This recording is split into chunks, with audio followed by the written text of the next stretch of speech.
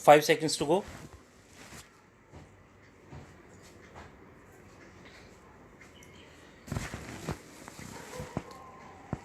Start.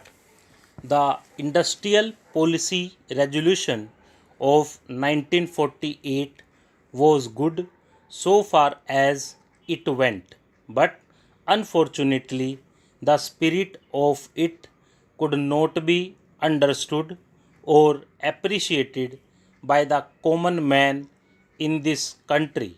So, a new orientation of this policy was given, and the Honorable Prime Minister, after his return from China, publicly declared that the future policy of the country, or rather the future pattern of society, will be the socialist pattern. That was further emphasized by the resolution passed at the Awadhi session of the Congress and later reiterated by Shri Dehbar, President of the Indian National Congress. I am very glad to say that the spirit of it has been caught by the nation today. If I may say so, the nation has taken up the challenge for securing the socialist pattern of society. It behoves all sections, both inside this house as well as outside, without having mutual recriminations, to try and propagate in a sincere manner and establish the socialist pattern of society indicated by the statements of the great leaders of our country. It may be relevant and pertinent if I refer to a few sentences from the memorandum presented on the 4th June 1939 by our Prime Minister, who was the chairman of the All India Planning Committee, which came into existence when there was provincial autonomy in the provinces. On pages 39 and 40 of that report, he stated, "It is clear that the drawing up of a comprehensive national plan becomes clearly an academic exercise with no relation to reality unless the planning authority or those to whom it is responsible are in a position to give effect to the plan. If this authority is powerless or circumscribed or restricted and has limited activities, it cannot plan. An essential prerequisite for planning is thus complete freedom and independence for the country and removal of all outside control. This implies that the country possesses in itself full sovereign authority to take any measures, adopt any policies, and form any relations with other countries as may seem best to its governing authority in the interests of the country and its people.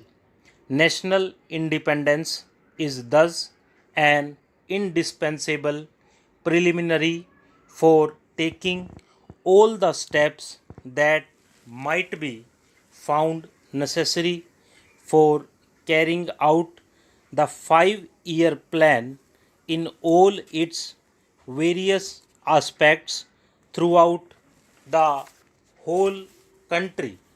At the present moment, it is clear that not only have we in India no national independence, but we are hedged in and obstructed by numerous restrictions, limitations, safeguards, and reservations which block the path to planning and progress. Our plan for national development must therefore be drawn up for a free and independent India.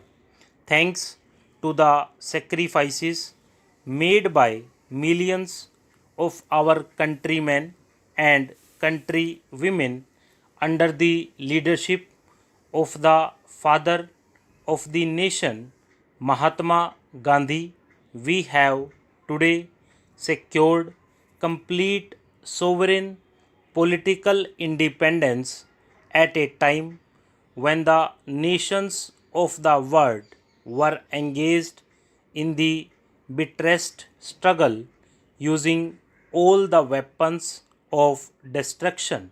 If, therefore, we have secured political independence during the period of a quarter of a century, it should not be difficult, especially when we are today masters in our own country, to secure a socialist pattern of society as has already been indicated.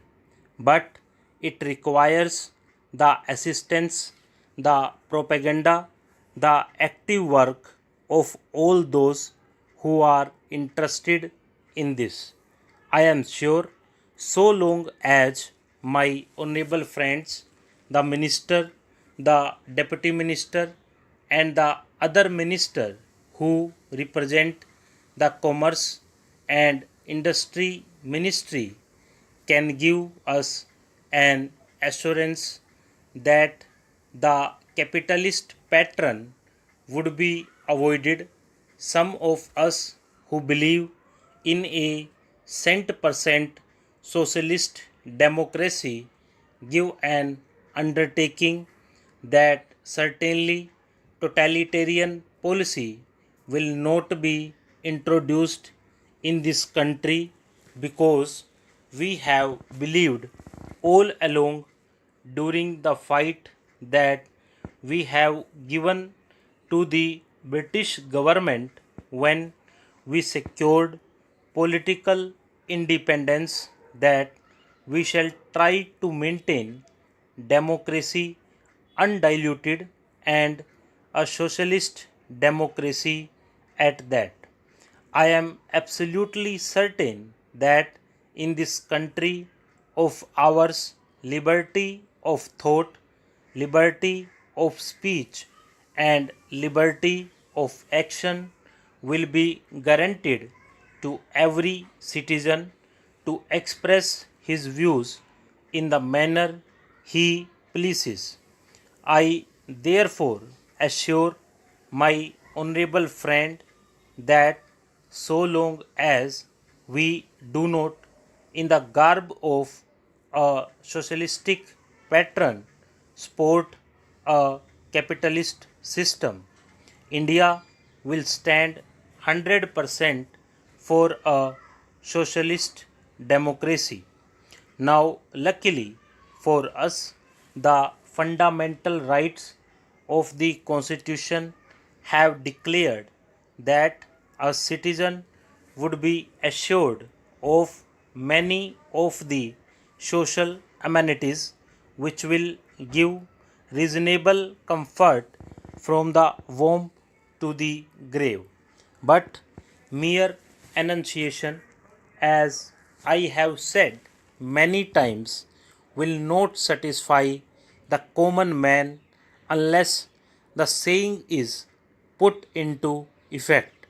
I am absolutely certain therefore, that so long as there is a determination on the part of our countrymen, we will be in a position to secure a socialist pattern of society.